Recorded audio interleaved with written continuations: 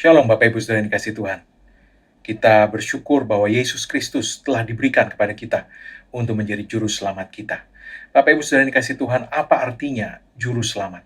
Dan mengapa kita membutuhkan juru selamat? Dan mengapa Allah menyediakan juru selamat bagi kita? Hal-hal ini akan kita jawab bersama hari ini. Dan saya sangat excited karena saya percaya bahwa pemahaman ini akan membuat lompatan iman terjadi di dalam hati kita. Dan kita akan mengalami perkara-perkara yang luar biasa dalam Tuhan. Ketika kita memahami apa yang Allah Bapa telah anugerahkan kepada kita lewat Yesus Kristus, Juru Selamat kita. Haleluya. Mari kita baca Alkitab kita dari Lukas pasal 2 ayat 10-11. Firman Tuhan mengatakan, lalu kata malaikat itu kepada mereka, jangan takut, sebab sesungguhnya aku memberitakan kepadamu kesukaan besar untuk seluruh bangsa. Hari ini telah lahir bagimu juru selamat, yaitu Kristus Tuhan di kota Daud. Bapak Ibu Saudara yang dikasihi Tuhan, firman Tuhan mengatakan bahwa ada kesukaan besar yang disediakan Allah ketika Dia memberikan Yesus Kristus kepada kita. Allah begitu mengasihi kita. Yohanes 3 ayat 16 mengatakan bahwa begitu besarnya kasih-Nya sehingga Dia tidak menginginkan seorang pun binasa, melainkan semua beroleh hidup yang kekal. Firman Tuhan mengatakan ada kesukaan besar yang disediakan Allah ketika juru selamat diberikan kepada kita. Yesus Kristus, bahkan namanya itu arti harafiahnya adalah juru selamat. Mengapa? Kenapa juru selamat? Savior. Savior atau juru selamat adalah seorang yang benar-benar ahli untuk menyelamatkan. Apa artinya ahli menyelamatkan? Artinya, he's the best of the best. Dia yang terbaik, dia antara yang terbaik dalam hal menyelamatkan. Menyelamatkan apa? Firman Tuhan mengatakan dalam Matius 1 ayat 21, Ia akan melahirkan anak laki-laki dan engkau akan menamakan dia Yesus, karena dialah yang akan menyelamatkan umatnya dari dosa mereka. Dari dosa. Nah, Bapak Ibu Saudara dikasih Tuhan, kita perlu memahami bahwa firman Allah mengatakan dalam Roma pasal 6 ayat 23 bahwa dosa itu berhubungan dengan maut.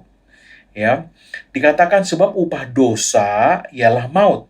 Maut itu tidak hanya berarti hukuman kekal setelah hidup manusia berakhir di bumi ini. Hukuman kekal karena dosa.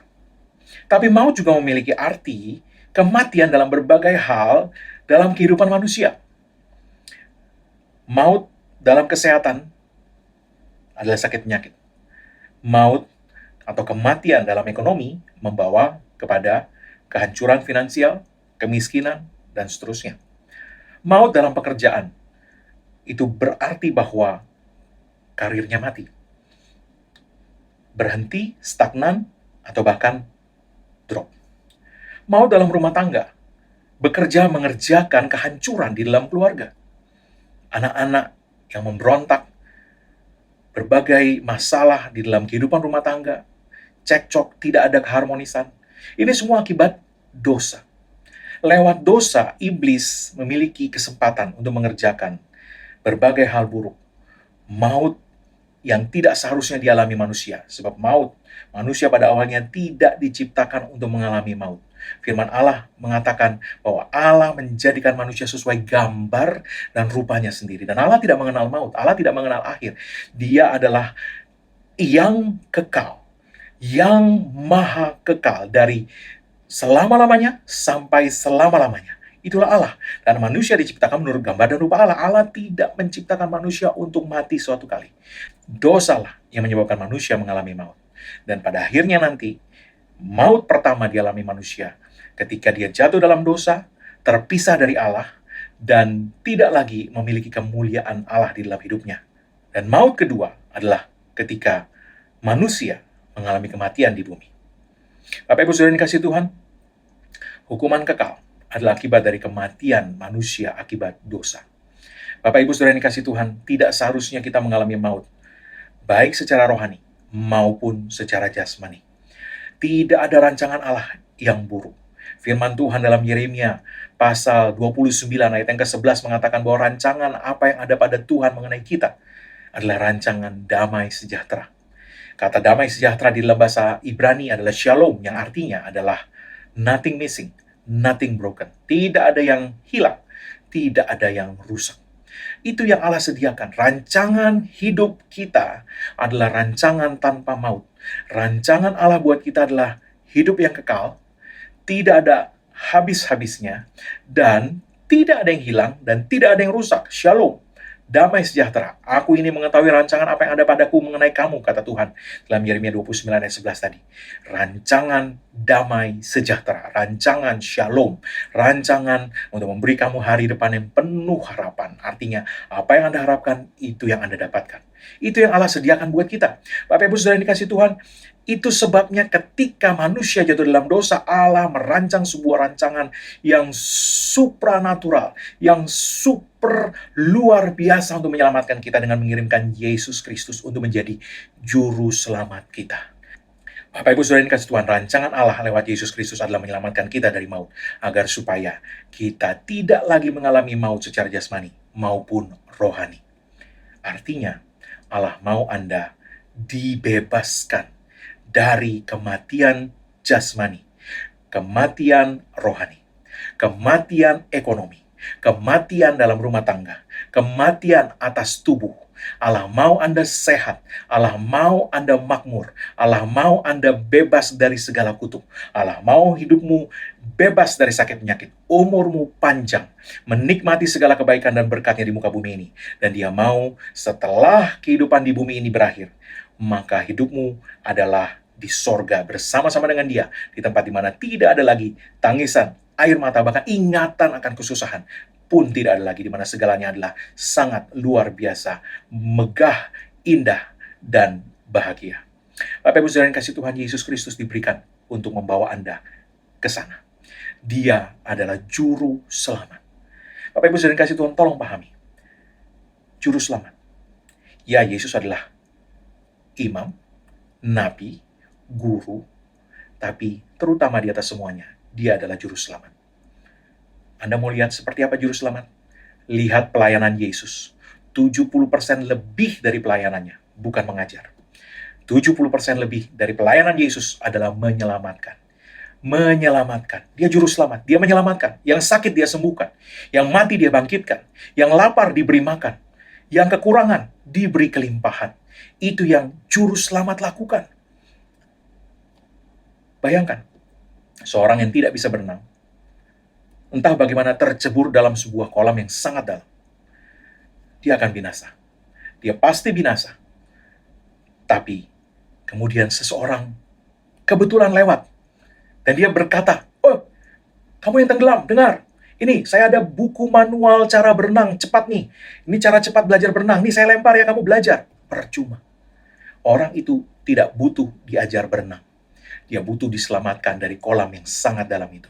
Dia butuh diselamatkan dari kepastian maut. Bapak Ibu Saudara yang kasih Tuhan, orang berikutnya datang. Dan dia berkata, "Wah, kamu sih, kenapa gak hati-hati? Wah, kamu sih, coba tadi kalau lihat itu memang ada tempat licin, itu kamu kepleset ya tadi ya." Bukan seorang hakim, dan bukan guru, tapi juru selamat.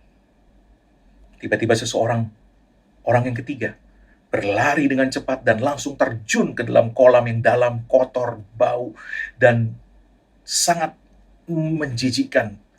Dan dia berenang secepat-cepatnya ke arah orang yang sedang antara hidup dan mati itu tadi. Sedang dalam perjalanan menuju maut. Sedang tenggelam. Dia menangkap orang itu. Dan dengan cepat membawanya ke permukaan, menarik dia ke pinggir. Menyelamatkannya. Itulah mengapa Allah memberikan Yesus buat kita. Yesus diberikan untuk menyelamatkan kita. Dia bisa mengajar kita banyak hal, tapi bukan itu yang utama yang Allah berikan Yesus buat kita.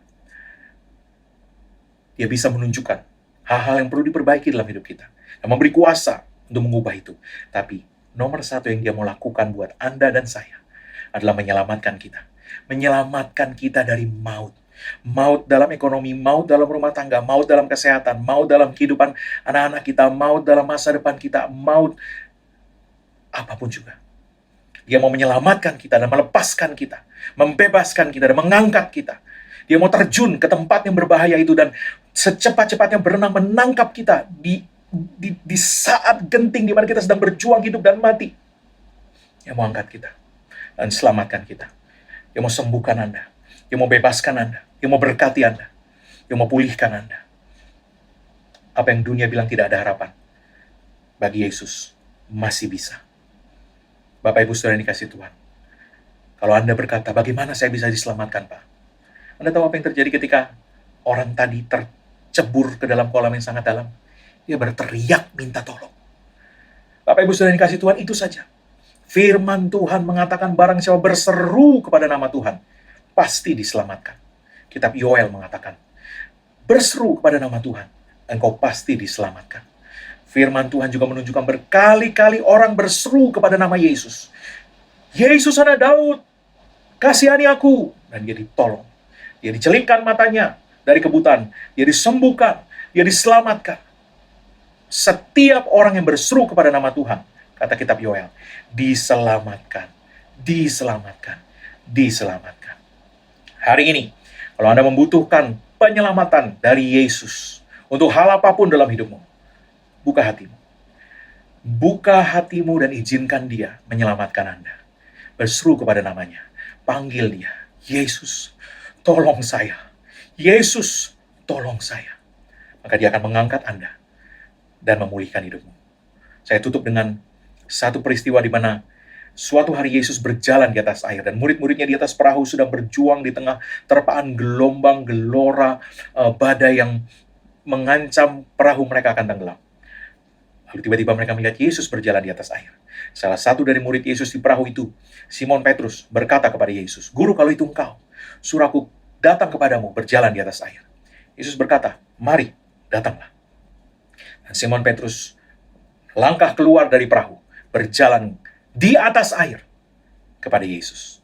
Ini menggambarkan bahwa sesungguhnya Petrus sudah mengalami mukjizat, sedang mengalami mukjizat, sedang mengalami kuasa Allah bekerja dalam hidupnya. Tapi firman Tuhan berkata bahwa di tengah-tengah itu dia merasakan tiupan angin, dia merasakan gelombang, melihat semua yang mengerikan yang ada di sekeliling dia yang sedang terjadi, terpaan badai dan sebagainya, dan dia mulai ketakutan. Dia takut, matanya teralih dari Yesus, dan dia mulai tenggelam. Apa yang firman Tuhan katakan? Petrus lakukan, serta-merta dia berseru, tolong Tuhan, Tuhan tolong. Bukan doa panjang-panjang, singkat, sederhana, Tuhan tolong. Dan firman Tuhan mengatakan, seketika itu juga, Yesus memegang tangan Petrus, mengangkat dia, dan membawa dia kembali ke perahu. Bapak Ibu Saudara yang dikasihi Tuhan, kalau itu gambaran hidup yang Anda mungkin sedang jalani hari ini, saya mau katakan, doa sederhana, dua kata, Tuhan tolong. Yesus, tolong.